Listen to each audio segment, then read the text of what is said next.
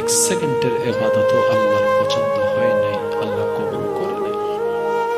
দুই নয়ন চুকনে পানি পড়ছে। মুসা নবীর কথা শোনার পর ওই বান্দা নাচতে শুরু করলো, লাফাতে শুরু করলো। মুসা নবী তাজ্জুব হয়ে বললেন, এই তুই কি পাগল হয়ে গেলি? তোর ইবাদত কবুল হয় না, তুই খুশি হলি কেন? তোর তো তওবা করে আল্লাহকে রাজি করানোর দরকার। আল্লাহ যা ভুল হয়েছে মাফ করো, এটা তো অন্তত কবুল করো, এটা বলা দরকার। তুই এরকম খুশি হয়ে লাফাচ্ছিস কেন? পাগল হয়ে গেলি নাকি?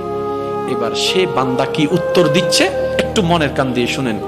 উনি বললেন, নবী মুসা, আপনি আমার চাইতেও ভালো জানেন, প্রশ্ন যেহেতু করেছেন আমি তো উত্তর দিতেই হবে। আমি হচ্ছি বান্দা, হুকুমদাতা আল্লাহ। উনি হুকুম দিয়েছেন, আমি করা দরকার করেছি,